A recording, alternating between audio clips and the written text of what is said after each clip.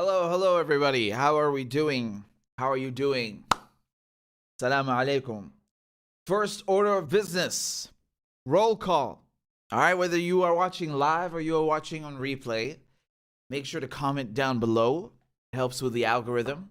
It helps for me to see that you are all present and accounted for.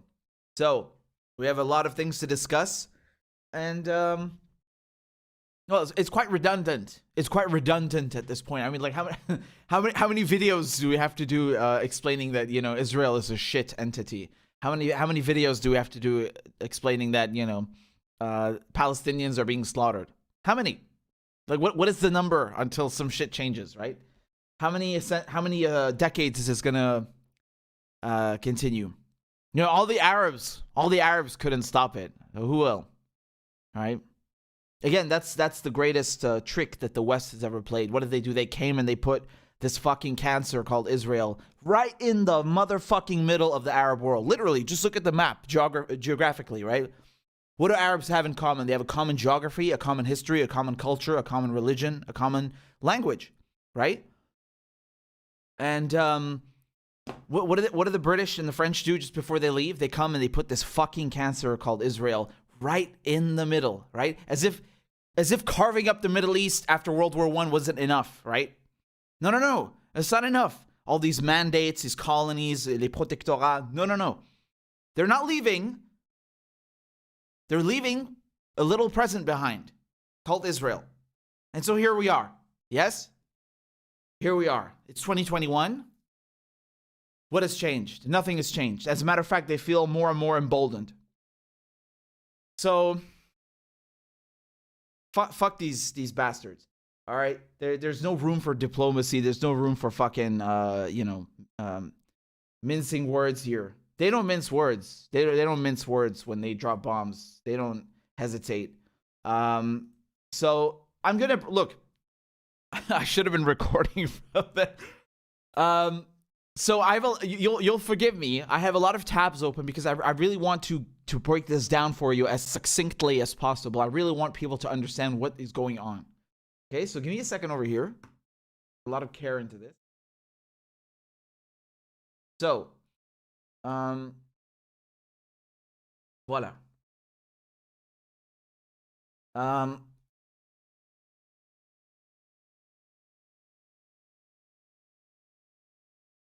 Well, where do we begin? Where do we begin? God.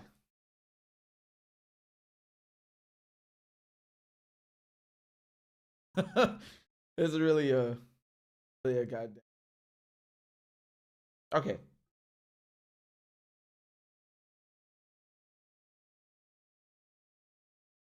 Let's go. I don't know how many of you are watching, but please hit the like button because it helps with the algorithm. You know this. So, here we go. Right, so many people, they ask me to break down what's happening in Palestine, right now, especially in Jerusalem, in East Jerusalem. So, okay, I'm going to split this into parts and try to make this as simple as possible for everyone to get it. The Israelis have been illegally occupying East Jerusalem since 1967, okay? It doesn't belong to them. Now, we can talk about the entirety of Palestine, obviously, but let's focus on Jerusalem because this is where Israel wants to evict people from Sheikh Jarrah, okay? So this is a district in East Jerusalem, okay? Take a look. So Israeli courts have decided to evict several families, Palestinian families, from this area in red in East Jerusalem, okay? Why? Because they want Jewish settlers to move in. Literally, it's as simple as it sounds. It's nothing complicated. They want to kick Palestinians out of their homes and let Jewish settlers take their place. Not Jewish people from Palestine. No, Jewish people from who the fuck knows where. They're American, they're European. Yeah, that's what Israel is. It's a bunch of white Jews who come from all over the world to take Palestinians' homes. This is nothing new. What do you think Israel is? Israel has always been stealing Palestinians. Why do you think there are millions of Palestinian refugees in Palestine? Why do you think there are millions more outside Palestine? So because of this, you have had an uptick in protests and clashes. And, you know, again, we say clashes. The media says clashes.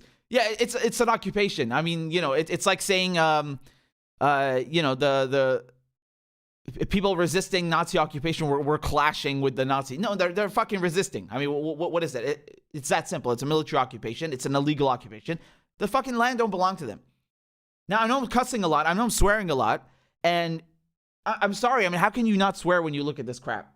So what they've been doing, the Israelis, they've been sending their border police, which have these gray uniforms, right? They've been beating on the Palestinians. We went through this last week and the week before, right? It's been going on for several weeks now. And finally, apparently, today, okay, so on May 10th, on Monday, May 10th, the Israeli Supreme Court was set to rule on Sheikh Jarrah, okay, if they're going to evict these families. So what happened? This from the Times of Israel. Here's what they say. It's been delayed, okay? So the Supreme Court delays a session on Sheikh Jarrah evictions amid Jerusalem violence. So they've postponed it, okay? I don't know if they're going to change their mind necessarily, but they've postponed this hearing. Nonetheless, I mean, that doesn't really mean anything because they'll probably find another way to take the land. I mean, they're always coming up with new ways to annex things, right? Last year, they wanted to annex 30% of the West Bank. Now they want to take Sheikh Jarrah. I mean, it's never ending, right? It's like playing a game of whack-a-mole. You finish with one problem here, then they want to go and annex something else. So anyway, that's been postponed for now. Doesn't mean it's canceled. It's just been postponed. I'm just telling you what's happened, all right? Now, amid this violence, the Israelis, do you know what they did? The Israelis went into Masjid al-Aqsa, which is the Al-Aqsa Mosque, okay? They went into the mosque and started throwing stun grenades in a mosque. Now, I'm not even Muslim. I'm an Arab Christian, and I am fucking fuming seeing that. This is the third holiest site in Islam. Look what they're doing to it. I mean, this is fucking outrageous. I mean, they really have no shame, these people. They have zero, minus 100 goddamn shame. Look at this. These are Israeli border police, all right? He's outside the mosque.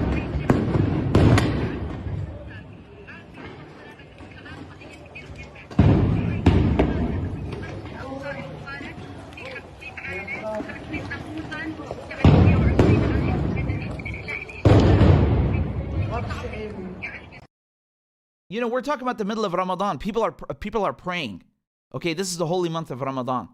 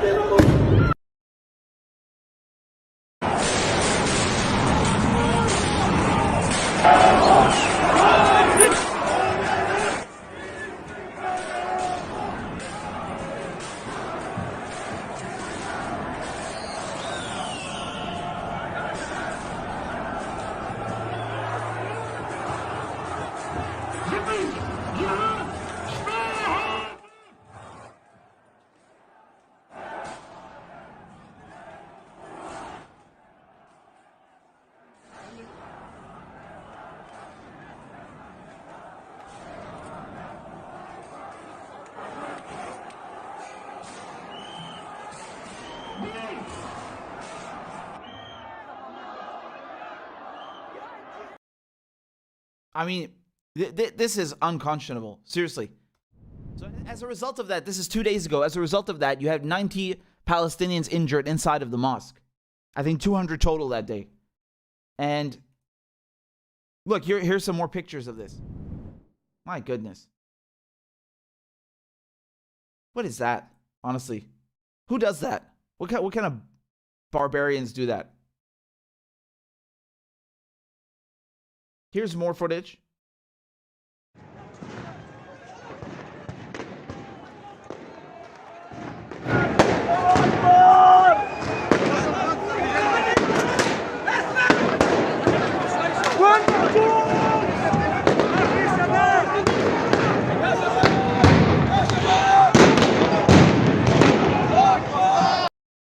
So, I mean, this is...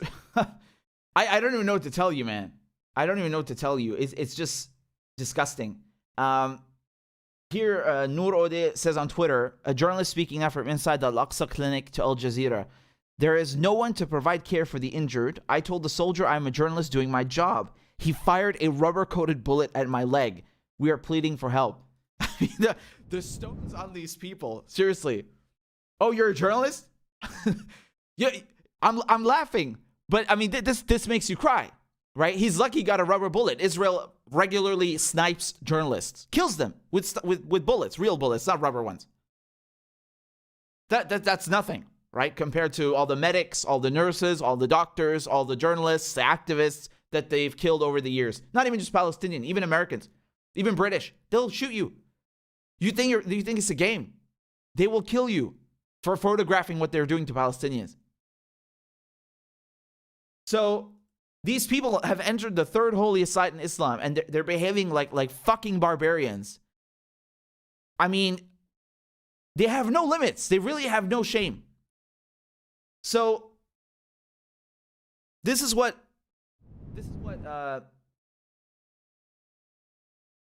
the Palestinians have arranged tear gas canisters and stun grenades fired at them by Israeli forces into the shape of the Dome of the Rock, right? So Masjid al-Aqsa. And the words, quote, "you will not pass," unquote, directed at settlers planning a provocative demonstration to celebrate Israelis' seizure of East Jerusalem in 1967. So do you know what the Israelis have been celebrating today? They've been celebrating Jerusalem Day. Now, this is not to be confused with the Quds Day, okay? So in Arabic, Jerusalem is Quds or Qudus, okay? And the Iranians, when they had the revolution in 1979, the Islamic Revolution, they created a celebration, which is known as Qudus Day, which also means Jerusalem Day, but it's not the same thing. The Iranian Qudus Day is meant to celebrate, or meant to show solidarity, express solidarity with the Palestinians, to show that, okay, we stand with you, we're going to liberate Jerusalem with you, for you. The Israelis, their Jerusalem Day is celebrating the invasion in 1967. The illegal invasion and annexation, not just invasion, they full-blown annexed East Jerusalem, just like they annexed the Syrian Golan Heights. And again, just to give you an idea how illegal this is, even the United States was like, yo, you can't do that. So you had multiple United Nations Security Council resolutions. I can't even keep up with the goddamn numbers, man. 242 is the first one, calling on Israel to withdraw from the occupied Golan Heights, from East Jerusalem, West Bank, Gaza, Sinai Peninsula. Then they had also UN Security Council Resolution 478, which was after they annexed East Jerusalem. This is in 1980. There's so many of them. I was just reporting on them last week on my show. I can't even count them, man. And they don't care, right? So the Israelis, they're celebrating their illegal invasion of East Jerusalem and the annexation. And what does that entail? It entails this kind of nonsense, what I just showed you. That is what they're celebrating. Their illegal occupation, their invasion. Ethnically cleansing Palestine, kicking people out of East Jerusalem. And again, you really need to understand, this is not new. This is not unique. This is not unique at all. What's happening in East Jerusalem, what's happening in Sheikh Jarrah, okay? This is the norm. This is the norm. That's how Israel was built. It's not me saying that. It's the Israelis. All right? I played you that video of those settlers telling you that, yeah, our institutions, even the state of Israel, has been built at the expense of the Arabs who lived here. They have no shame. They don't care. They'll straight up just tell you that. Right? So, I just to further illustrate how disgusting this is, you had, I think it was a tree, you had something outside the mosque, in the compound, okay, in the courtyard, if you will, burning a few hours ago. And there was fire emanating from the mosque's compound. Just look at the reaction from these Israelis celebrating their Jerusalem Day. Just take a look.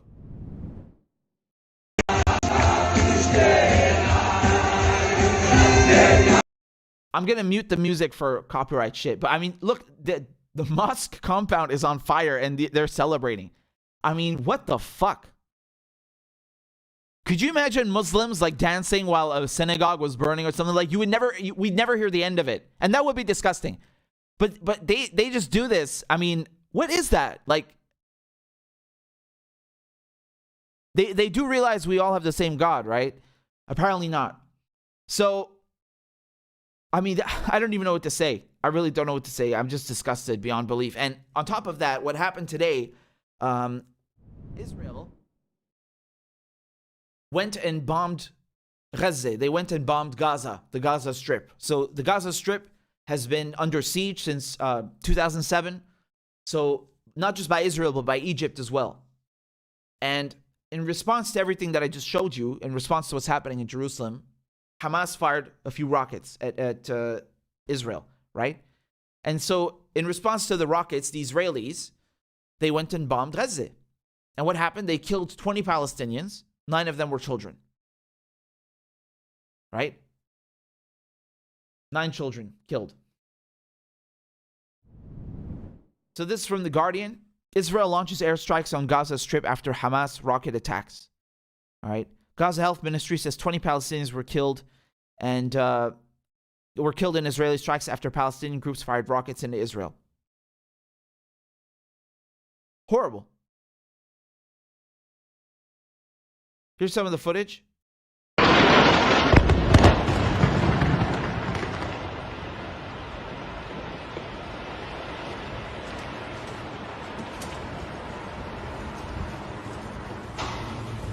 خط ساتر ننزل ولا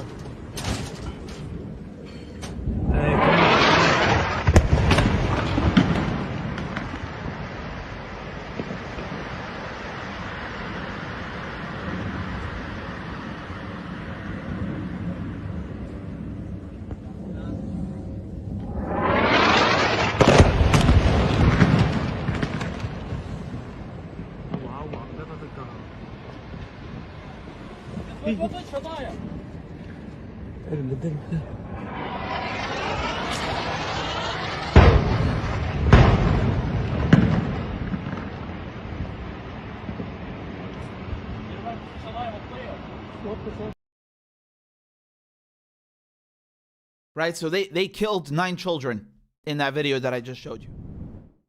They killed 9 children.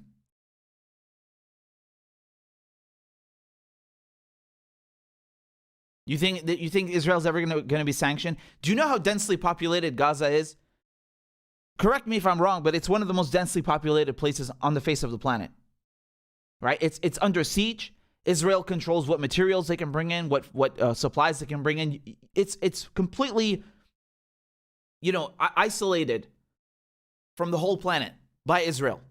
And of course, Egypt is also has a blockade imposed on them. I mean, this is disgusting. And this is not new. Once again, for people who don't understand the so-called conflict, it's not a conflict. This is an occupation.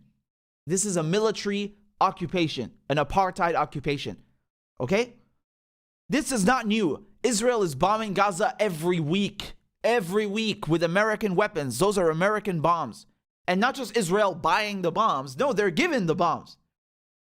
They are given the bombs for free. Israel is the biggest recipient of aid, of military aid from the Americans since World War II. Okay? In total. Cumulatively. So, America gives these bombs to Israel.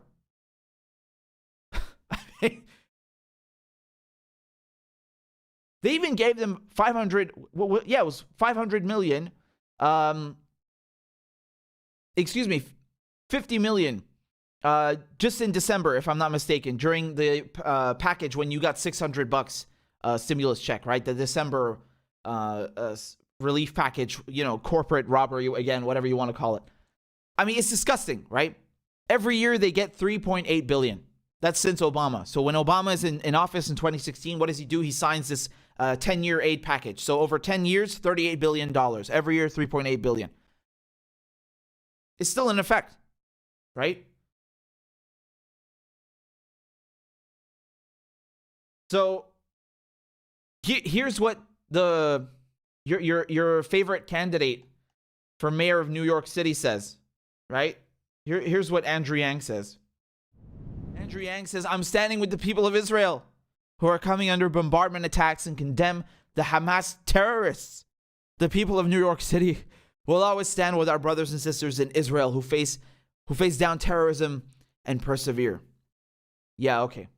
You know, I think that bombing one of the most densely populated places on the face of the planet is terrorism. I think throwing stun grenades inside of a mosque during Ramadan, inside of Masjid al-Aqsa, no less, I think that's terrorism. Yeah? Piece of shit. Look at this. Also, look at the way the news report this, honestly.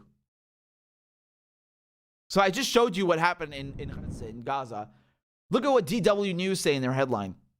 Palestinian health officials in the Gaza Strip say 20 people, including 9 children, have been killed in fighting with Israel. No, they weren't fighting with Israel, you motherfucker. They were killed in their fucking homes, you piece of shit. Fighting with Israel? They make it sound like the kids were out in the street with anti-aircraft batteries. They weren't fighting. Yo, in Operation Protective Edge, during the ground invasion, when Israel invaded Gaza the last time, right? 65% of casualties were civilians. 65%. The majority of them died in their homes. The fucking floor beneath them just sucked them into the ground. Look, I mean, this is disgusting. Do you understand now how you don't just have the United Kingdom? Of course, the United Kingdom created this fucking cancer, Israel. You don't just have the United Kingdom and the United States and France and the entire might of the Western world behind Israel. No, you have the media as well. The media protect them, right? So here's Ned Price, who's the spokesperson for the State Department, reacting to what just happened. And I wanna play this clip to you, and here's what Ilhan Omar said about him. Ilhan Omar said, "This unsurprising response is devoid of empathy and concern for human suffering. He can't even condemn the killing of children." Let's take a look. Principle of self-defense. I'm asking if you think that the principle of self-defense applies to the retaliatory, the airstrikes that they're conducting in response. Matt, this is a very fluid situation. I would hesitate to comment on operations beyond, the rocket fire that is clearly targeting innocent civilians in Israel. So I would hesitate to speak to specific operations that have just occurred. But the broader principle of self-defense is something we stand by on behalf of Israel and every other country. Do you think that an Israeli military response to the rockets coming in, a military response to the rockets coming in is covered by this broader rubric of self-defense, right? Self-defense often does authorize the use of force. Thank you, Ned. I want to ask you about East Jerusalem, but let's talk about what you said about the principle of self-defense. Does that in any way apply to the Palestinians? Do they have a right to self-defense? Do Palestinians have a right to self-defense? In broadly speaking, Saeed, we believe in the concept of self-defense. We believe it applies to any state. I don't think that I certainly wouldn't want my words to be construed as. I understand. I want to ask you. I don't want to harp on this either, but the Israelis killed 13 people just now, including maybe 5 or 6 children. Do you condemn that? Do you condemn the killing of children? Saeed, I'm asking, do you condemn the killing of Palestinian children? Obviously, and these reports are just emerging, and I understand, I was just speaking to the team, I understand we don't have independent confirmation of facts on the ground yet, so I'm very hesitant to get into reports that are just emerging. Obviously, the deaths of civilians, be they Israeli or Palestinians, are something we would take very seriously. Okay. You're going to know as soon as I read what your answer was that there's a big problem with it. You said, well, not a problem, it just doesn't answer the question. We believe that it, meaning the right to self-defense, applies to any state. Well, you see the problem, right? Yes? Do you want to? Do you regard Palestine as a state? I wasn't referring. referring. Do you think that, you But don't in the context of the ICC and the UN. So are you saying that you do not, if it applies to any state, are you saying that Palestinians don't have a right to self-defense? I was making a broader point not attached to Israel or the Palestinians in that case. So they do have a right to self-defense. Matt, I'm not not in a public position to debate the legalities right. from up here. What our message is one of de-escalation.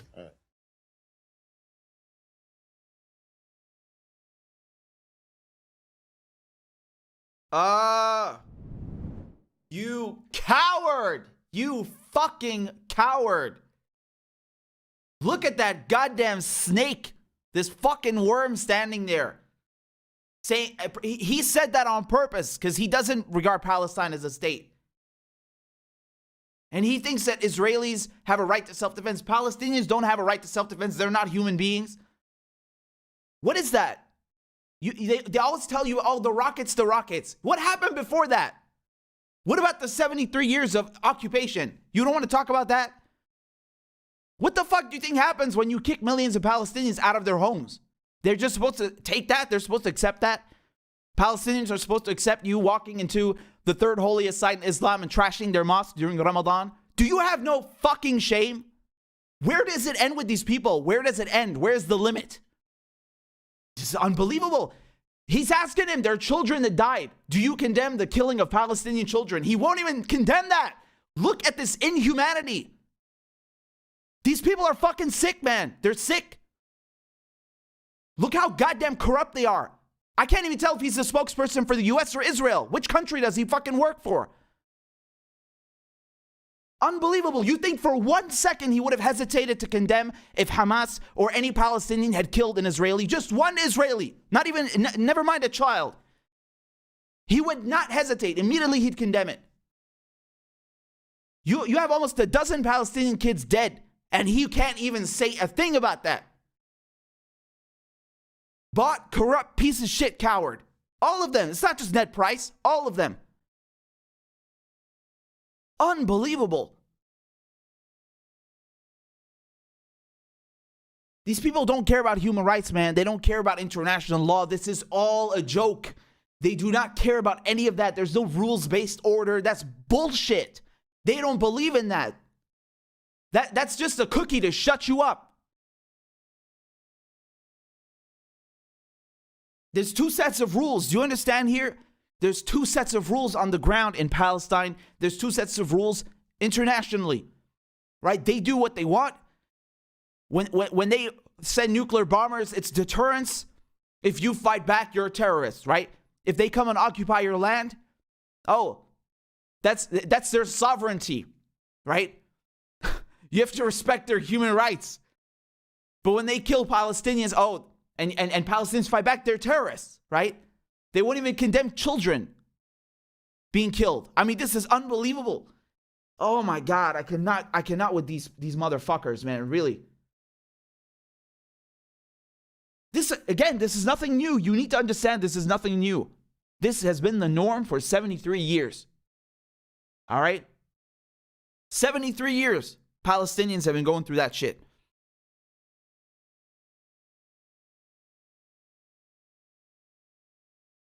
This is why they kill journalists. This is why they kill medics and doctors. This is why they don't want anyone exposing what they're doing, right? This is why they have an Israeli lobby. This is why they go and smear and they character assassinate and they attack people who expose their fucking bullshit. Israel is not a country. Israel is a military occupation. They are illegally in Palestine, all of Palestine. But even in this case, in East Jerusalem, even in the fucking UN partition plan, which is already giving Palestinians 50% of their country, 50% less, right? Palestinians should have nothing less than 100% of Palestine. And even then, in the partition plan, East Jerusalem belongs to Palestinians. And now you have Israelis in East Jerusalem deciding with their fake courts that Palestinian families should be kicked out so Israeli settlers can come and live in their place. In East Jerusalem, which does not belong to them. Even the United States agrees with that. I mean, this is unreal. These people are nothing but fucking thugs and murderers. That's all they are. They want you to believe that Palestinians who have rocks and pebbles and these shitty rockets are a threat when they have nuclear weapons. Nuclear fucking weapons. They have chemical weapons, white phosphorus that they use on Palestinians. They have American-made jets. They have tanks. They have state-of-the-art technology.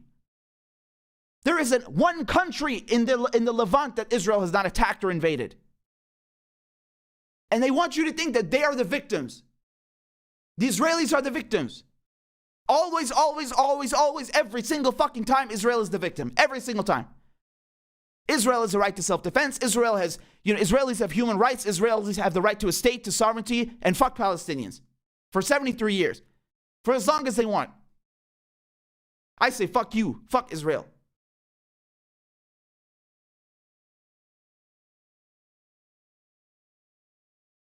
Casse les couilles, bordel. I am fucking sick of these motherfuckers, man.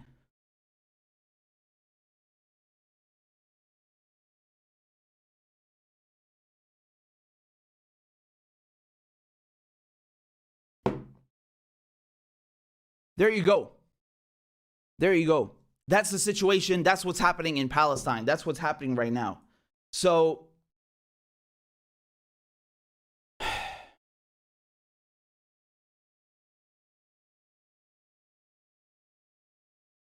I'm, anyone who wants to come along and say that these are, they're just clashes and like it's a level playing field. No, it's not, man. No, it's not.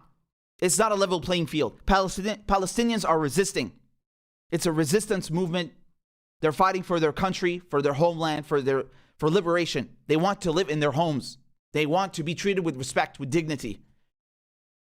White, European, American, I don't know what the hell, wherever they come from, Jewish settlers who are not indigenous to Palestine. These people are colonizers. They are colonizing Palestine. And this is what it's about. They want to kick Palestinians out of Sheikh Jarrah, which is what they do all over Palestine. And on top of it, they're intimidating people who protest, right? They're sending a message like, if you protest, we will come inside your mosque.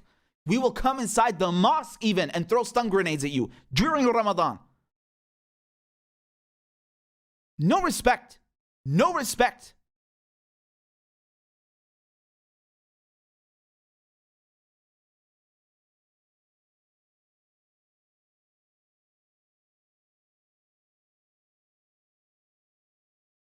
Right, so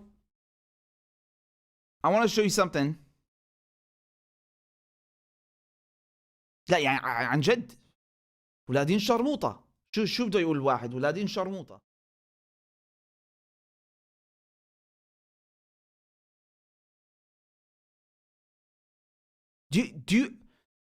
Don't you think that's a little fucked up? Like I went to school with people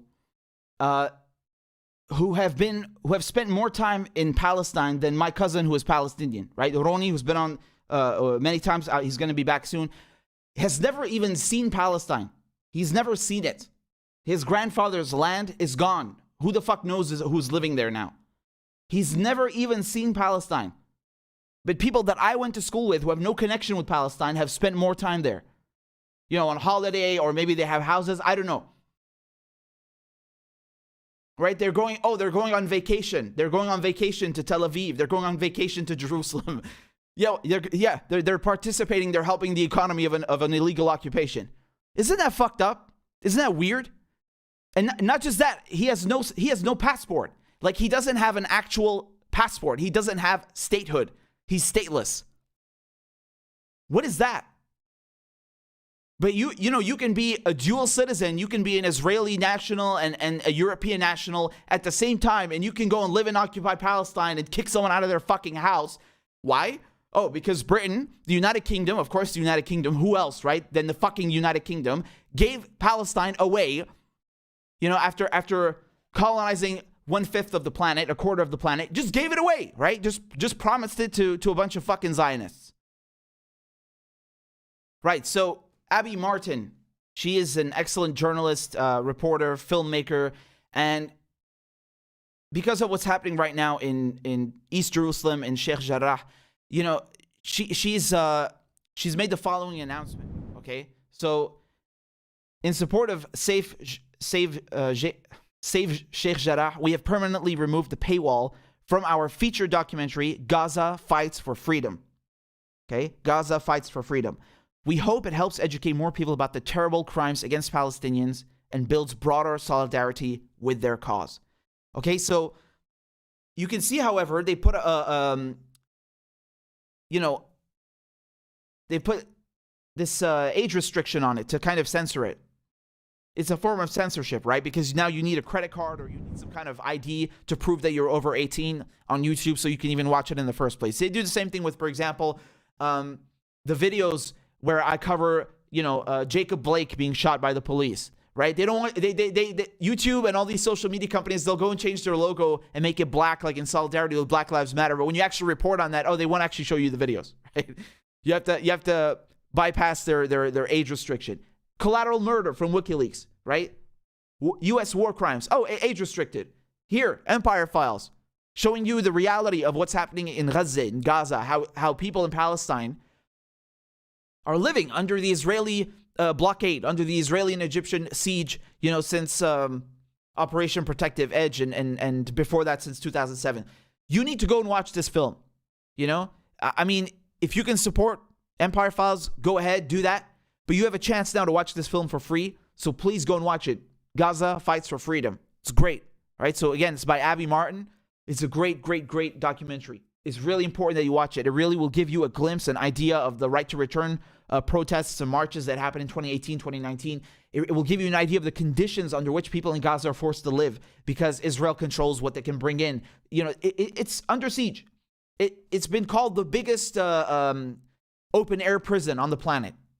It's one of the most densely populated places on earth. The way that Palestinians are living there, I mean, they're treated like subhuman. I mean, that's regardless. That's the case in general under the apartheid. But Gaza is, I'm speechless. Go watch the movie. Go watch the documentary. It's very important. Okay? So again, this is from Abby Martin, Gaza Fights for Freedom. It's on YouTube. Go check it out. I will have the link below in the description and in the comments. And, it's a great piece. So there you go. Just wanted to let you know about that.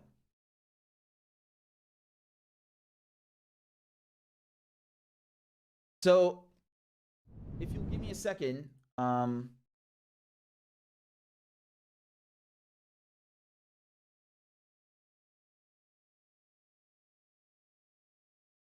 I just want to show you something else. All right, give me 1 second over here.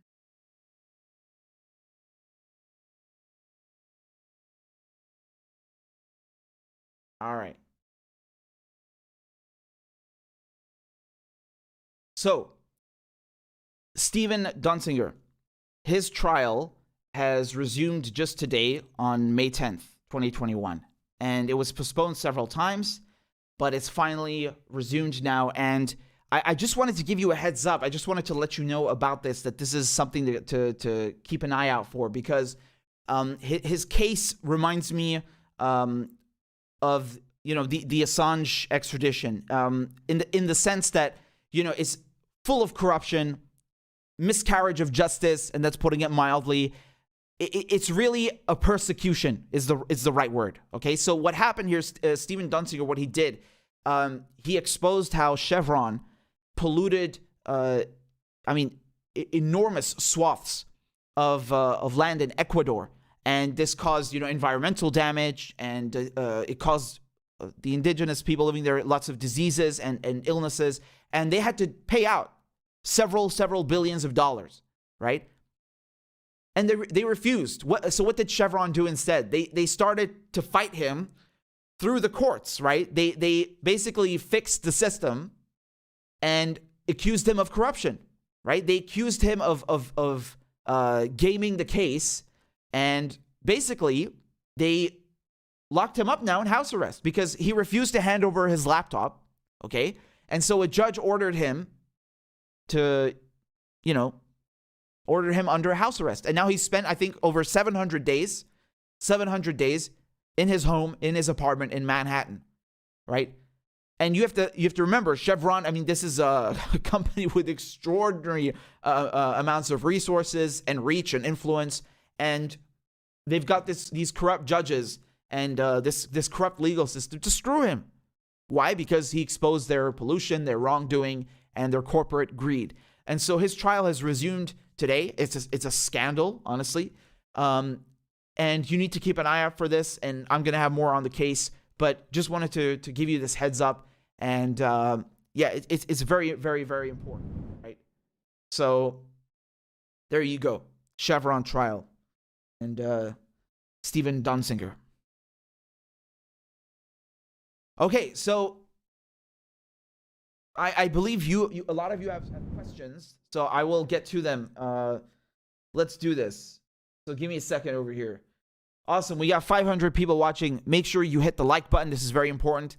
Another thing, go and sign up on Rockfin. Rockfin is like YouTube, but there's no censorship bullshit. There's no ads. There's, you know, all your favorite channels, not just yours truly, of course, but, you know, all your favorite lefties, Status Coup, I don't know, Nico House, Convo Couch, Jimmy Dore, Graham Elwood, you name it. Everyone is there. It's free. Go make an account. It doesn't cost you anything. ROKFIN.com, rockfin.com. And you really, really, really need to make an account. I'm live streaming there right now, right? So we're live streaming on YouTube. We're live streaming on Rockfin, always at the same time. All the videos are there. Doesn't cost you a cent. Go make an account because we can't put all our eggs in one basket. We don't want to stay, you know, dependent on YouTube. So definitely go do that. And I'm going to have a big article out. So just a second, I'll show you Rockfin over here. I'll get to your questions in a second, right? If you have any questions, shoot. So there you go. That's the one, baby. Rockfin.com/RichardMedhurst. Now, switch over there. You can see it. Perfect. So you can see I'm live streaming right now. And you got all the videos. Everything is up. Really good stuff. And if you do subscribe, if you hit this red button over here, you can pay $10 a month and you get everyone's premium, right? So that includes like every channel, every single channel on the site. I think it's a pretty good deal. It's like, you know, Netflix for politics. Anyway, and the other thing, the Substack. I've got a huge article coming out about the UK that you absolutely need to read. So go to Substack. RichardMedhurst.substack.com. There you go. So that's the one, RichardMedhurst.substack.com. Sign up for the newsletter. It's free. It doesn't cost you anything. You don't even have to sign up. You can just read the articles, right? It says, let me read it first. Just click there. You can read everything for free. I think it's pretty dope. So definitely go do that. Now I'll get your questions. And of course, all the links are below. So, all right.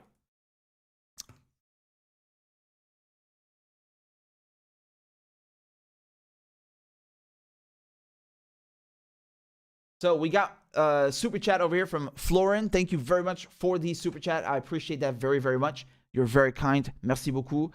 Give me 1 second just to go into the tab because YouTube is hidden your comments. I see them now. Perfect. So we got a super chat over here from Queen Mina. It says, keep praying for my people. Palestine, we will be free. Yes, always. Inshallah. ونحن دائما معكم. ونحن مع المقاومين. والله يحرر أراضي فلسطين inshallah. So Zencat says, Richard, I'm an atheist and I'm horrified by this attack on the mosque. No way can that ever be acceptable. Just shameful. Viva Palestina. Yeah, absolutely, right? I mean, just in general, like anyone would be mortified by that, right? Whether it happened in a synagogue or a mosque or a church or any temple. Like, why would you do that? And it's not even about the fact that it's you know, it's like, even if it happened in the street and you saw it's outside as well, it shouldn't be happening. But it just shows you how there is so much disregard for Palestinian dignity, human rights, lives, religion, nothing, man. There's no respect. There is no line that they will not cross. Drew says, colonizers love dividing cultures. Love dividing by cultures and by class. Well, absolutely, right? They carved up the Middle East based on, I mean, specifically sectarian lines. But, yeah, they are making sure that, you know, once that's accomplished, they put Palestinians in what are essentially ghettos. I mean, if you look at the way that Palestinians are living in occupied Palestine, in Gaza, which we were just talking about, I mean, it's not just like a segregation, literally isolated and blockaded, but they make sure that they live in poverty, in extreme poverty. Like we're talking that they don't have electricity even. It is astonishingly inhumane. So please go watch that movie, Gaza Fights for Freedom. Vito says, Biden's State Department says Israel has right to self-defense. Won't say whether Palestine does, but Iran, Syria, China, North Korea doesn't when it comes to U.S. aggression. Absolutely. So I think you sent that before I had actually gotten to net price. And absolutely, you nailed it 100%. Jordan says New York City is more AIPAC controlled than Israel itself. If you can wrap your mind around that, let it sink in, Americans. Yeah. I mean, Andrew Yang, the fact that he is slobbering and groveling over the Israelis, this is disgusting. I mean, Palestine, this is really the quintessential litmus test of whether you respect human rights, whether you are anti-imperialist, whether you have, any goddamn sense and grasp of not just modern history, but colonization and imperialism as a whole, because this didn't just pop out of nowhere, right? I mean, it's astonishing how little people care. Even people who claim, I'm anti-imperialist, they don't talk about Palestine because they're fucking pussies. You think doing one video a year about Palestine is acceptable? Are you serious? That's not even a foreign policy thing by itself. Like, America you're paying billions to that. That's also a domestic thing. Like, why would you ask yourself as a citizen, why are we sending so many billions to this country, right? Shouldn't we invest that over here? So it's several things, right? So I don't respect people who are soft on this issue. I think they are, I don't know, they're either cowards or ignorant. I'm not interested. Zencat, I already read your comment. Thank you for the super chat. Thank you all. Mark Davis says, I superimposed the Gaza Strip over the country that I live in. Gaza, with 2 million Palestinians, is about 1/3 of the size of my county with a population of 75,000. There you go. Just so you guys get an idea of the population density, and that Israel bombs these places anyway. If you've been to Damascus, any of you, maybe you've been to Jaramana. Jaramana is like, it's the ghetto, but I love it, right? So I've lived there, right? I love Jaramana, but Jaramana is extremely densely populated, right? And Israel has bombed Jaramana many times before. Right? In the past, if you go and look, they've assassinated people from, they claim at least, people from Hamas.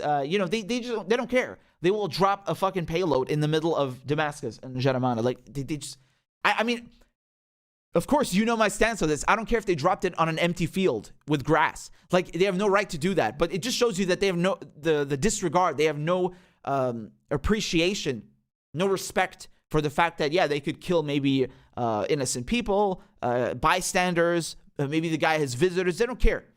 They don't give a crap. We know this, right? So when we see this happening, I'm not surprised. And then, of course, no condemnation. Says, mention AIPAC and the Aliyah scheme. Well, I mean, we're just talking about Andrew Yang now in AIPAC. So, I mean, I can assure you that guy is in their pocket. He's trying to become the mayor of New York City. You cannot become the mayor of New York City without, in general, you cannot become a congressperson in New York City or a politician without, expressing your fealty to Israel. Now, hold on a second. I'm trying to load your comments. Give me a second. Florian sent another super chat. I'm very grateful. Thank you very much for that. Alfonso says, YouTube won't let me cuss out Zionism in my super chats. I tried twice already. Love your work. Palestine will be free. Down with colonizers everywhere. Yes. Amen. Amen. Amen. Amen. Amen. Amen. Amen. Absolutely. 100%. Asim says, Israel is a cancer on the planet Earth. Yes. I changed the name as YouTube won't let me post this message with the right spellings. I've taken the snapshot if you want proof. Oh, I believe you, brother. I believe you. I remember that if you put Zionism in the title of the video, they will also limit the monetization and you got to go request a review. It's like, it's ridiculous. I posted the other day on Instagram about how George Floyd, in the George Floyd Justice and Policing Act, this new law that they want to pass after George Floyd was killed, they put the knee on his neck. And that's something that is used in Israel. As a matter of fact, Israelis train U.S. cops to do that, right? Now, of course, they say that's not true.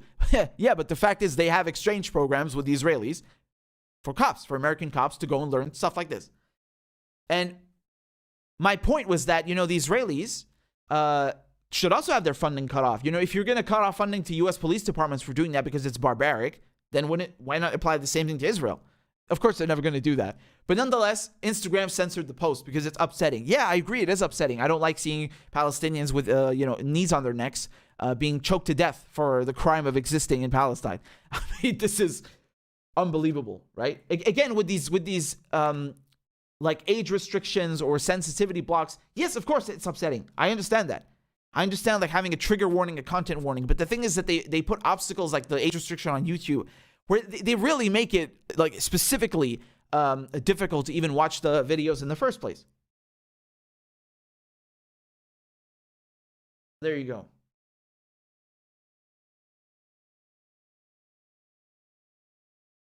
All right, give me a second. I'm very thirsty. You'll excuse me 1 second.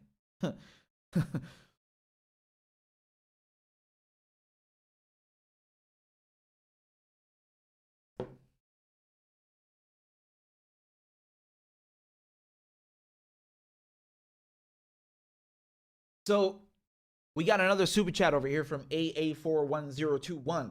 Thank you. Says, love the work you're doing. Are you disappointed in Mansour Abbas willing to sit in Netanyahu's coalition and shockingly getting 4 mandates? Yes, I mean, if I'm not mistaken, this guy's an Israeli Arab politician, right?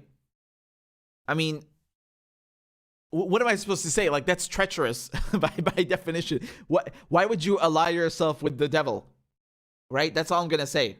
I think it says everything.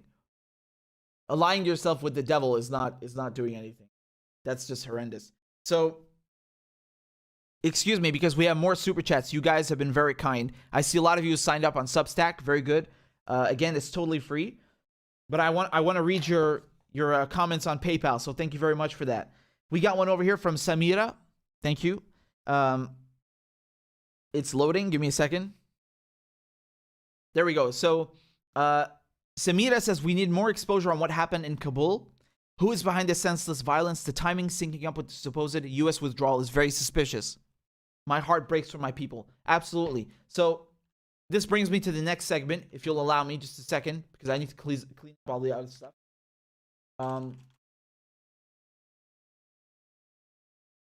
Right. So let's take a look at this. Okay. So in Kabul, in Afghanistan, you had... Okay, I'm going to start again because the audio started playing. All right, one more time. In Afghanistan, in Kabul, you had an explosion that took place yesterday during the weekend. And, I mean, horrific. Horrific. This happened at a girls' school. Dozens and dozens dead. And I'm just going to read you very, very briefly this from CNN. Okay, so at least 50 killed and over 100 wounded in blasts near Kabul girls' school. All right. At least 50 people have been killed and more than 100 others wounded in an explosion near a high school for girls in the Afghan capital, Kabul. The Ministry of Interior said the blast happened near the Sayyid al-Shuhada school in the Dasht al-Barshi area on Sunday afternoon.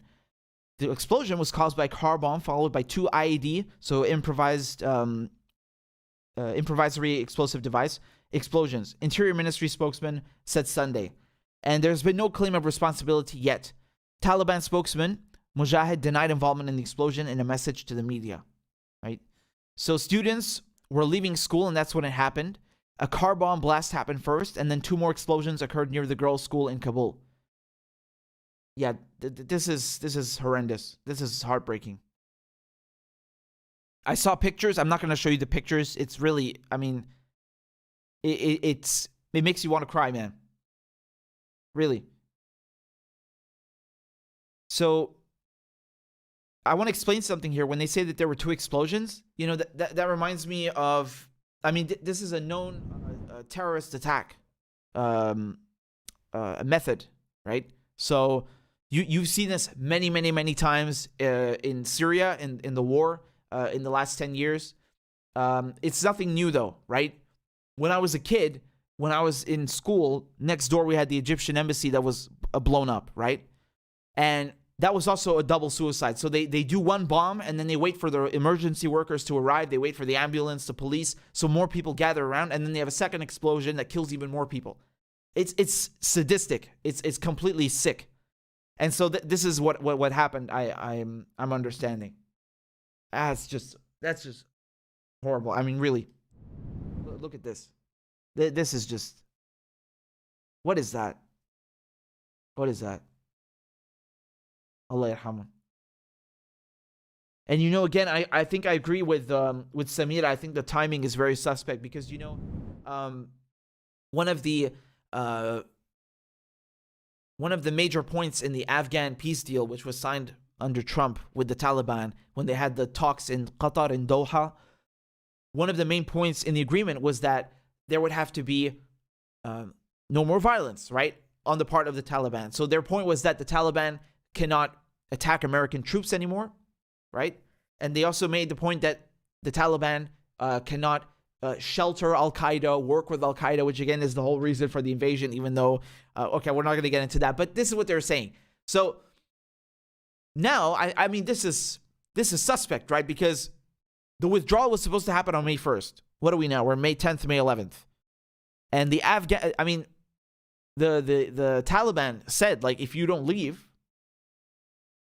we reserve the right to resist. Now, they're saying that they didn't do this, but the point is that the Americans, Biden, has made the withdrawal conditional, right? So he says, okay, we're going to leave by September. We're going to leave towards the end of the year.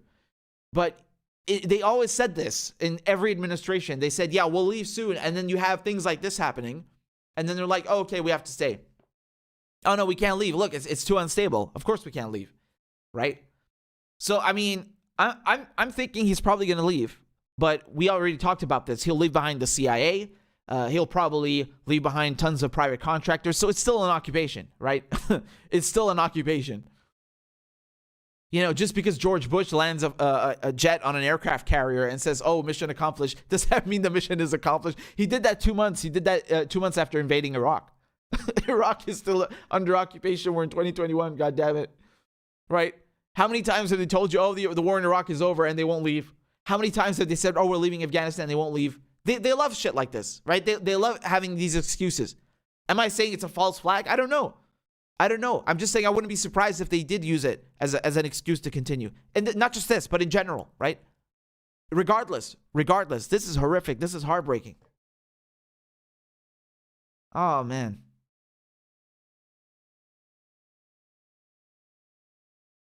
Really heartbreaking. How much violence these people have experienced, have been subjected to. For what? For what? So some corporations can make money? What kind of a sick species are we? What kind of a sick world is that? So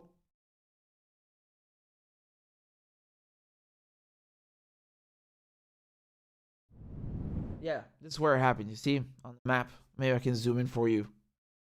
Yeah, I don't know. There you go. Kabul. Right, so I lived here in Islamabad when I was a kid.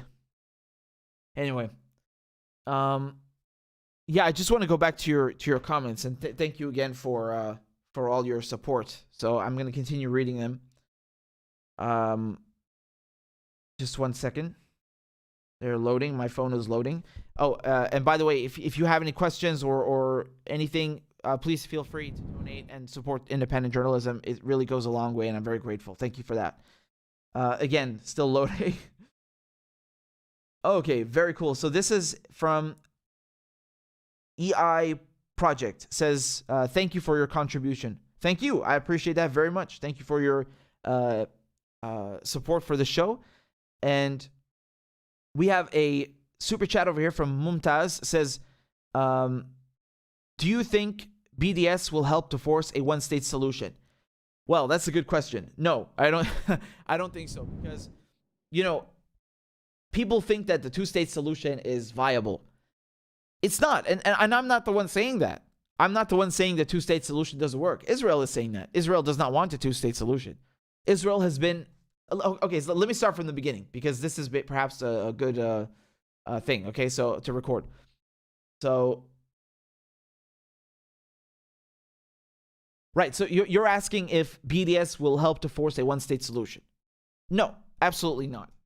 Absolutely not. BDS is the bare minimum that someone can do, right? Raising awareness about what's happening in Palestine it is crucial. If you don't think it's important, why do you think the Israeli lobby spends so much time and energy going after people who do that? Why do you think they try to clamp down on BDS? Because they want to limit the scope, the confines within which you can talk about Israel, right? They won't even allow the bare minimum, right? They will shut that shit down from the get-go. You will not say a word. That is their policy, right? So you say the bare minimum, they will come after you. Now, about the one-state solution, that's not viable, and that's not me saying that. That is the Israeli position. Israel has been in a position of power for 73 years, right? I mean, 1948, the war of 1948, you could say that it was quite uncertain. But after 67, I mean, they destroyed Arab nationalism, right? That was a huge defeat. You know, Nasser, the Egyptian president, even resigned. People protested in the streets for him to come back. That's how popular he was, right? But it gives you an idea how much of a defeat the 67 war was for the Arabs. And it really cemented Israel as, a military power on top of the fact that they're a military occupation. But, now it was really solidified. They had full NATO backing. They had American weapons. I mean, they always, of course, had the support of the West. It's, the Balfour Declaration, the carving up the Middle East, the Sykes-Picot Agreement, all these things, the end of the 47-48 mandate. Britain helped create Israel from the get-go. So it's always been a colonial project by the West. But by 67, so we're talking decades and decades and decades now, Israel has been in a position of power.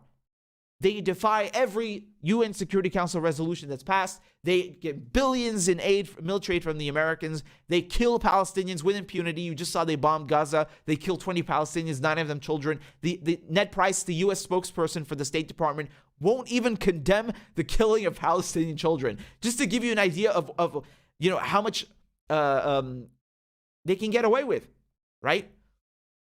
Just last year under Trump, what is Netanyahu trying to do? He's going and trying to annex another 30% of the West Bank.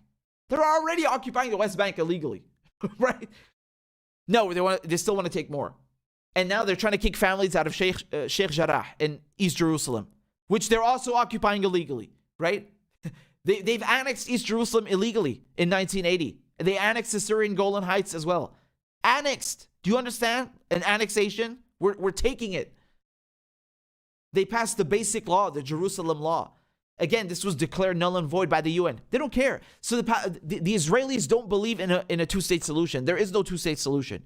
They want one state, and it's Israel. Now, what Palestinians should do in response to that, you know the answer.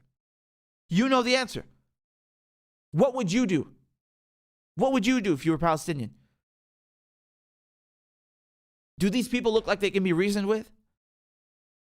Palestinians are not the ones with tanks. Palestinians don't have helicopters. They don't have drones. Palestinians do not have mass surveillance. They don't have intelligence cooperation with Western governments. Palestinians do not have nuclear warheads or chemical weapons. Palestinians have jack shit. Palestinians don't even have a fucking country. Right? So is BDS going to help with that? No, it's not. But it's better than nothing. It's the goddamn bare minimum, because Israel is a colonial settler project, right? It's a colonialist project. Their entire shtick is based on convincing people that, we're a legitimate state. Why do you think they tried to get Arab countries to recognize them as a country? Because they crave this. They crave to be recognized as a country, as a state. That's why it was so important that if they couldn't annex the West Bank, at least Trump went and got the Abraham Accords done. He got Bahrain, he got the United Arab Emirates to come and normalize ties, right? This is how they solidify their legitimacy as a so-called state, and how they also blunt and crush any Arab resistance. They fracture the Arabs, right? So I don't think there is a two-state solution at all. I don't think the Israelis want that. They've shown that with their behavior. They have no motive. They have no incentive. They have no nothing. Why should they, right? They can get away with having one state. They're going to do that. And BDS, I mean, no, that's not going to help in getting the Palestinians their land back completely. But it is the bare minimum. It is the bare minimum that anyone with a conscience can do. The bare minimum. Right? And just the fact that Israel goes and tries to discredit the BDS movement, tries to shut it down, tries to call it anti-Semitic, it shows you that they take it seriously at the very least. right? So you cannot allow them to define the confines in which we can discuss the occupation. We cannot allow them to set these limits and silence anyone who dares open their mouths, because that's what they want ultimately, right?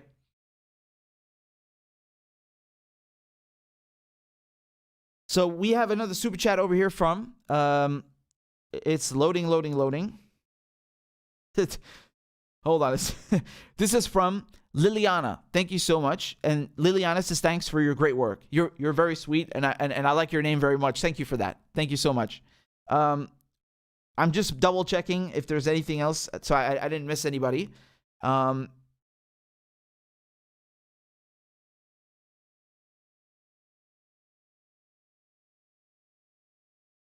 Okay, I think we got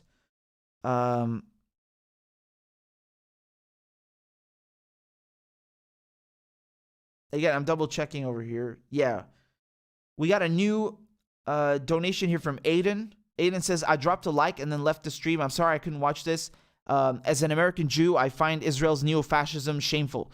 Well, first of all, Aiden, thanks for the super chat. I appreciate it. And I don't blame you if you can't watch it, because, I mean, yeah, who can, right? Who can? It's it is upsetting. I legitimately thought it was fake at the beginning. I was like, they're in the what? They're in the mosque?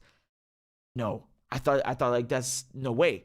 And I see the video, I'm just like, who did that? I'm legitimately wondering if that was maybe some hot-headed dude who just like decided to go inside.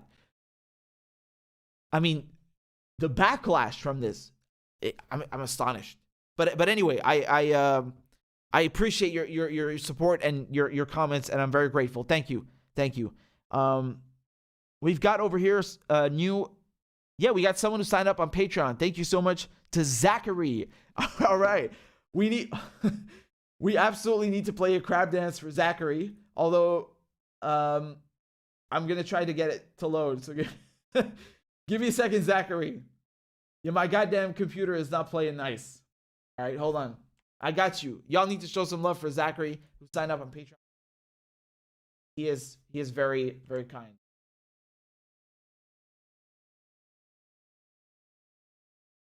All right. Clap for that, you stupid bastard. And Corn Pop was a bad dude. And he ran a bunch of bad boys.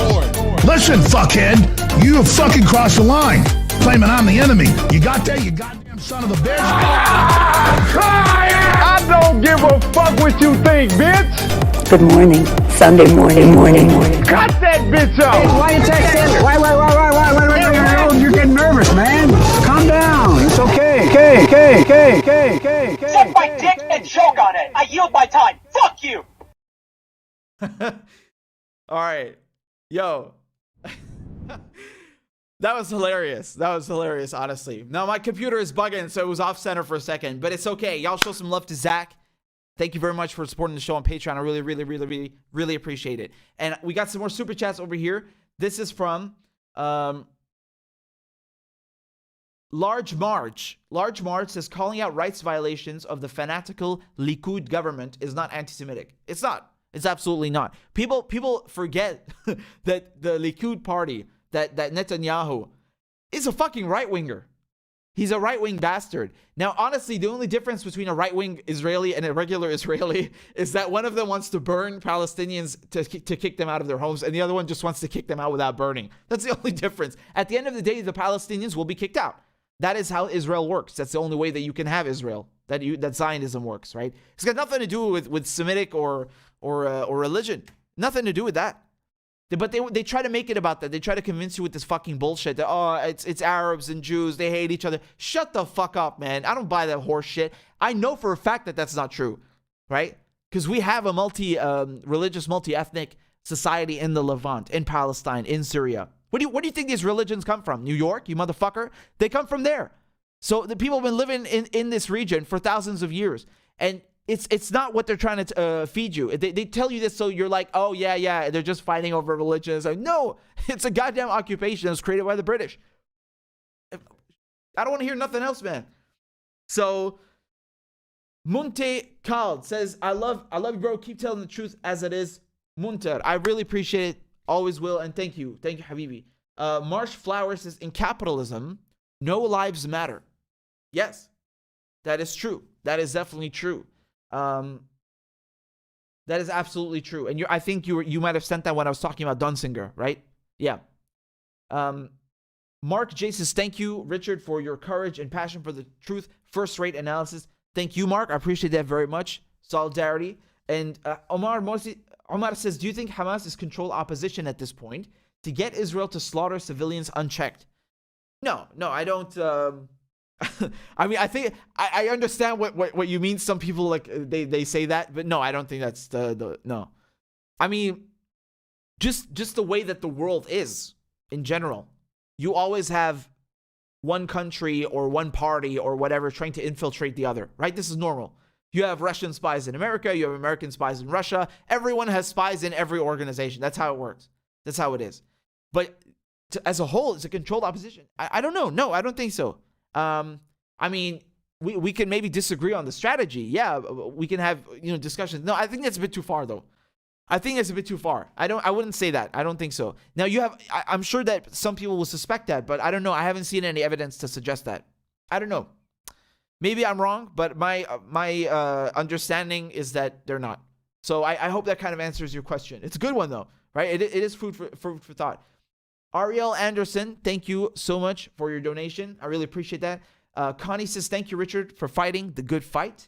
I didn't see the footage, which is probably a good thing because I would have lost it. Yeah, so I played it at the beginning, and it's going to be uploaded after, but yeah, it's very distressing. I mean, like, people forget that this is not just any mosque, which already would be an atrocity in of itself, but it's the Dome of the Rock, it's Masjid al-Aqsa, the Aqsa Mosque, and man, this is the third holiest site in Islam. Think about that. Think how important this place is.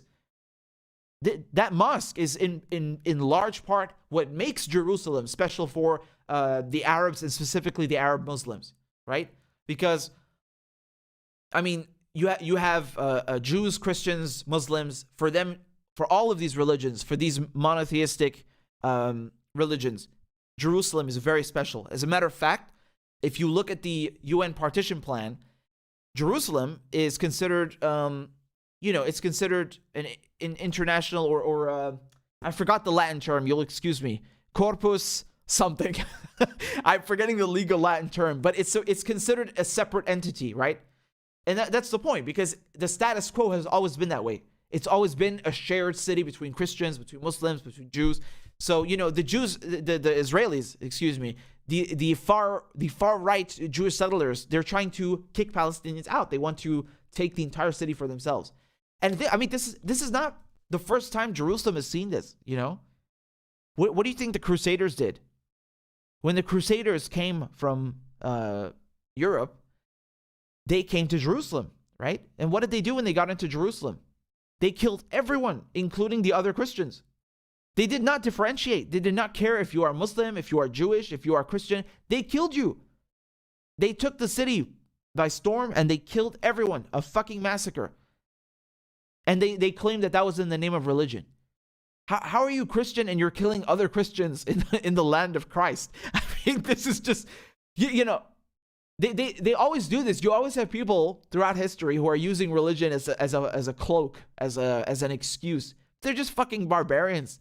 They're just trying to conquer. They're trying to plunder. They're trying to steal. They're trying to colonize. That's all it is, right? It's shameful. It's shameful. It really is.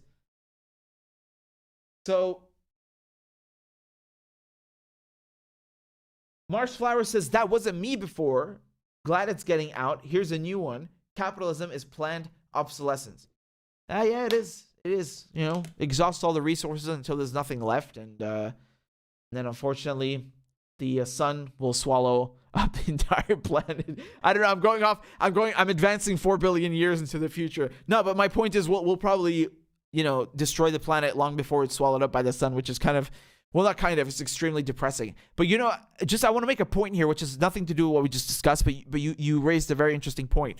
I definitely want to talk a bit more about capitalism's damage to the environment, factory farming. This is something that I'm starting to not just to grasp, but to appreciate and take a lot more to heart.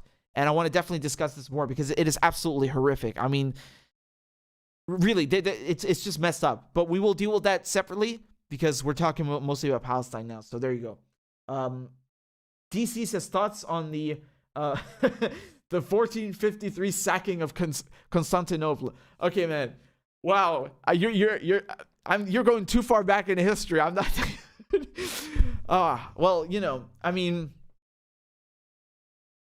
I don't know what to say, man. I don't know what to say. I watched. I think. Let me give you the extent of my knowledge on the Roman Empire and its succession. I mean, I spent, I think, about 16 hours watching some course from Yale about the rise and the fall of the Roman Empire, and then everything that ensued after with the Byzantines, les Byzantins, and everything. I mean, I'm not going to comment on that because this is a big hole in my historical knowledge. Very bad, I must say. Very bad. Now, I've had DC kick my butt into learning more about that. I appreciate it.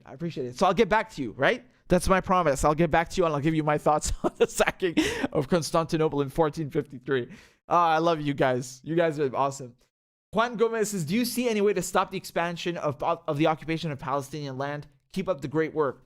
Thank you, Juan. I appreciate it. I mean, look, the simple truth is that unfortunately the United Nations has failed Palestine from its inception, from the beginning.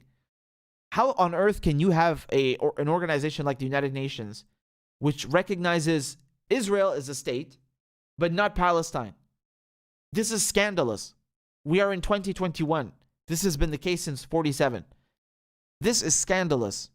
That in of itself, I mean, this is unforgivable, frankly. Number two, all of the other conventions that we have, the Hague Convention, the Geneva Convention, right? We have conventions on banning chemical weapons. We have conventions on nuclear non-proliferation. We have the ICC and the Rome Statute. We have very clear-cut, clearly defined things that you cannot do to civilian populations, that you cannot do as an occupying power. And, these agreements, these international treaties have also failed us because no one wants to implement them. Israel is immune. It's completely immune from any kinds of consequences from the UN, from the Rome Statute, etc., right? Although the Rome Statute, again, I covered the ICC. I must say I'm doing pretty well for someone who did not go to law school, if I can say so.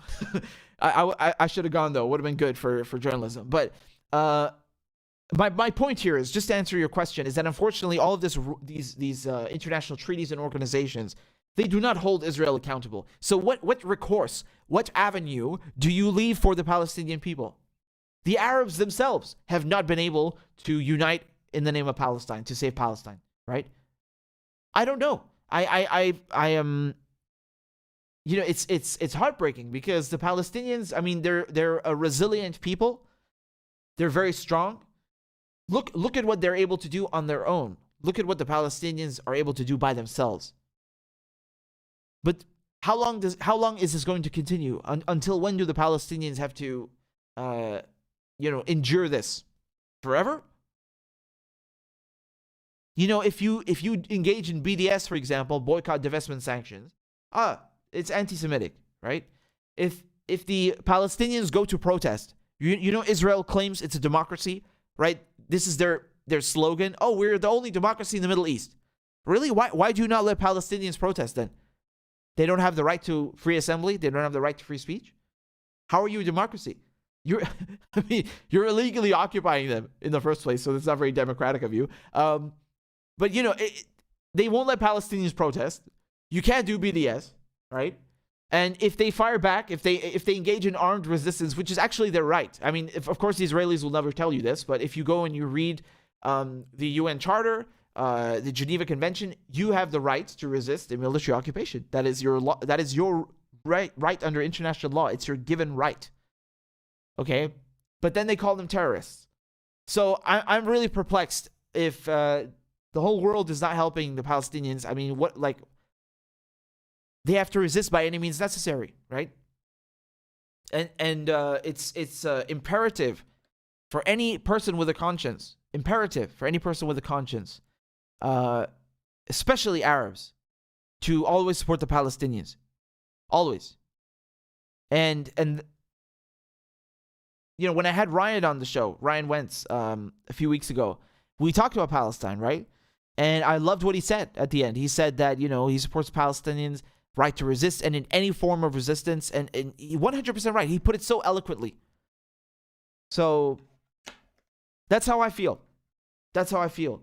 Rob Junot says, bye, Claudia. A nice coffee on me, Richard. 100%. Love to all suffering under the abuses of the ignorant West. Thank you for that. I really appreciate it, Rob. And I will definitely... I'll definitely be passing that to Claudia. Claudia's a gem, so y'all show some love to her because she's always in the comments. She's always helping out with the videos. She's fucking awesome, right? So much love to Claudia. Now, Ali says, keep up the great work, brother. I will, 100%. Slam de Habibi, I really appreciate it. Just excuse me 1 second so I can make sure I didn't miss anybody. Okay, oh, this is interesting. We have something on PayPal that is pending. I think one of you might have used a naughty word. Maybe you put Syria or Zionism, and now PayPal has locked the payment, and they need to review it before I can even read what it says. Isn't that nice? Isn't that awesome? Right? So it doesn't even say what it says. It just says, as part of our security measures, we review certain payments more closely to ensure our platform is being used properly. yeah, blah, blah, blah. Anyway, I can't read what it says, but Al Reinheimer, I just want to say thank you for the support, and hopefully I can get it by the next stream so I can actually read it. So thank you very much for that. Thank you. All right, guys. With that said, just a quick reminder, please go sign up on Rockfin, ROKFIN.com. It's absolutely free. It's just like YouTube, but there's no censorship bullshit. And I'm live streaming right there as well. As a matter of fact, I think we have a couple of tips on Rockfin, which I should read out to you because people have been very kind. Emblem Fate says, speaking of your historical blind spots, how knowledgeable are you on the Songhai Empire? Not very knowledgeable. See, damn it, man. Y'all are coming for me tonight. They're coming for me. But hey, we got 45 people watching on Rockfin. Isn't that awesome? That's really good. That it's growing very fast, and I'm really happy to see that. Adro Diablo says, is there any chance Iran could step in to support Palestine, or would that just lead to a regional war? Okay, so one of the reasons that Israel hates Iran, okay, let's rewind a second. Under the Shah, when the Americans and the British installed the Shah in Iran, he was okay with Israel. Okay, so until 1979, so we're talking between 1953 until 1979, this is when the Shah was in power. You know, Iran had ties with Israel. Of course, because Iran at this point was unfortunately occupied by the British and the Americans. They put the Shah in power so they could take Iran's oil and control, that region. So until 79, they have relations. 1979, you have the Islamic Revolution, and this is funny. The Iranians took the Israeli embassy and gave it to the Palestinian Liberation Organization, to the PLO. So that's good, and it became their headquarters there, right? So starting from 1979, Iran supports Palestine more than other Arab countries. Think about that for a second, because Iran is not an Arab country. Iran, they speak Farsi. Yes, it's the same alphabet, but it's a different language. They speak Farsi. You know, they are a Muslim country, but they are a non-Arab country. Okay, so because people always think that Iran is Arabic, it's not. That's very ignorant to say that. Okay, no, Iran is a very powerful, very big country in the Middle East, and it's the only non-Arab one, but it's a Muslim one, and it has supported Palestine since the revolution, like more than other Arab countries, right? You compare that to, for example, Saudi Arabia, or I'd say the countries that have supported Palestine the most, definitely Iran, Syria, Algeria, Lebanon, Iraq. They've really. This is the resistance. This is the muqawamah. Jordan also took in many refugees, but even in Jordan and Lebanon, you've had massacres. It's horrible. But nonetheless, Iran, just to answer your question, Iran has been supporting the Palestinians. It's not something hypothetical, And that's actually one of the reasons that Israel hates them. I was reading earlier that maybe some of the rockets that they were firing earlier today from Gaza were actually Iranian made. I'm not sure about that, so don't quote me on that. But it's known that Hezbollah in Lebanon, that Syria, that Iran, they all support Palestine financially, militarily, strategically, with intelligence and weapons. So it's not a hypothetical, and it is one of the reasons why Israel and Iran are not on good terms, if we're putting it mildly, right? So Brian sent a tip. Thank you very much, Brian. Amanda says, thank you, Richard. Thank you, Amanda. Jin Do also sent a tip, and I appreciate that very much.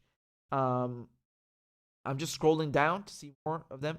Here we got one from Anna Mayer. It says, solidarity with Palestine. Amen. Diamond, diamond, diamond. So there's also another super chat here from Anna. Anna says, do you think Russia or China will get involved to help Palestinians? Why or why not? Well, that's a good question, man. That's a good question. I mean, not now. I don't think, as far as I know, as far as my knowledge goes, China has been investing in Syria to rebuild Syria. China has been investing in Lebanon. It's twofold. It's one, because of the war, but also because of the Belt and Road Initiative. In terms of Palestine, I don't think so. I mean, I don't know of any Russian or Chinese support for that. It's a good question. We never think about that, honestly. But, Russia, I think Russia is more of a neutral actor when it comes to this, because, Russia was actually the first country in the world to recognize Israel as a state, right? Or shall we say the Soviet Union was the first to recognize Israel as a state immediately, right? Does that mean that they support or are okay with what we just looked at? No, I'm pretty sure they're not. But, you have to understand that Russia, there are a lot of Jews from Russia who went to Israel. So you have, a lot of Israelis who have Russian roots. So it's complicated, because at the same time, Russia supports Syria, right? Definitely supports Syria, as we've seen. And Syria is the resistance. Syria is allied with Palestine, with Hezbollah. So it's a tricky thing. I don't know if they're involved in that at all, but you'll have to excuse me, because I'm not too well versed on particularly Russian and Chinese support for the Palestinian cause. But I think China at the moment, they're not too I'd say they're even less involved in that. Again, I could be wrong, so please don't quote me on that, but I'll look into it. You guys have been asking really good fucking questions, huh? I love it. I love you. This is dope. So I got a lot to get back to you on. And we got something here also from Gus Linton. It says, regarding the Afghan school attack as a false flag, wouldn't an Islamic terrorist group have waited until after Ramadan to stage such an attack? I don't know, man. Because look, if you look at what happened in Iraq, I just give you an example. We're talking, because the war in Iraq, it's several stages, right? You have the invasion first with the Americans, then you have Al Qaeda in Iraq.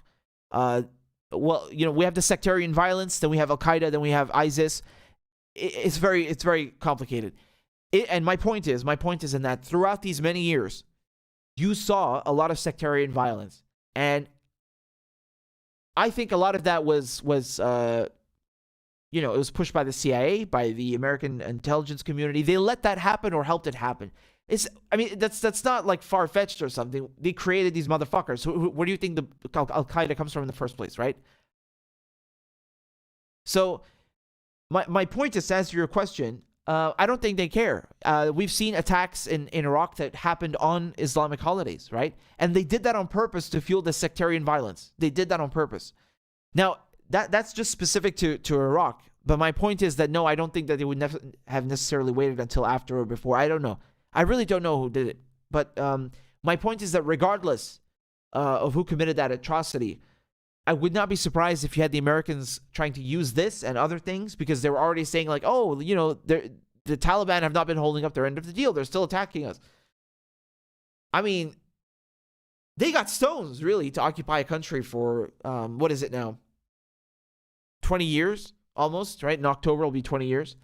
And then claim that the other side is, not holding up their end of the deal and trying to impose these conditions. It's preposterous. You go into someone's house and you kill them, and then you impose conditions on your own departure.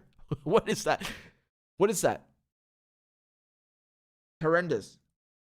So, all right, guys. With that said, thank you very much for your donations. You've been very, very, very, very, very kind. I hope that this was informative. Please share the video, like the video, and comment. It helps fight the algorithm, because I can assure you the video will be demonetized and it causes a bunch of bullshit. So, thanks a lot for that. And one more thing. Definitely go and sign up on Rockfin, because it's free. It's just like YouTube. Good deal, right? So, there you go. ROKFIN.com. Rockfin.com/RichardMedhurst. You can hit follow over here for free. You just need to make an account. It doesn't cost you anything. And you'll find not just me, but all your other favorite lefty channels. They're also on here. The live stream is on here. The videos are on here. Everything is here. There's no censorship. There's no ads. I love it. And if you want to subscribe, you hit the subscribe button. It's $10 a month. You just get everyone's premium, and you support independent media. I think it's a great, great, great deal. So thank you very much for that. And other than that, there's a Substack where I write articles. I write articles a lot these days, isn't it? This is richardmedhurst.substack.com. Okay, so thank you very much. You can sign up for free. It doesn't cost you a cent. And I'm very grateful for your support. So thank you for that. And if you want to donate, please, by all means, go right ahead. We also have a Patreon, a GoFundMe. Everything is in the description. I'm very grateful for your support. And I'm very grateful for your, you guys tuning in and supporting independent media. So thank you so much for that.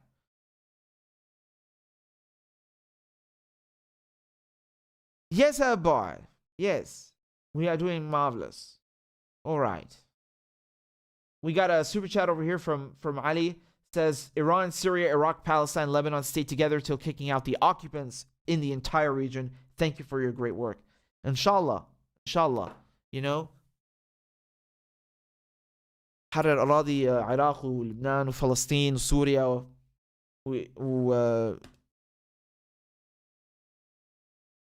power to the resistance, the muqawamah. So thank you very much for that. You guys are awesome. I'm gonna tune out and see you soon. Thanks for tuning in, and all the segments will be up shortly. Thanks very much. Take care. Bye bye and adios. Yeah. All right.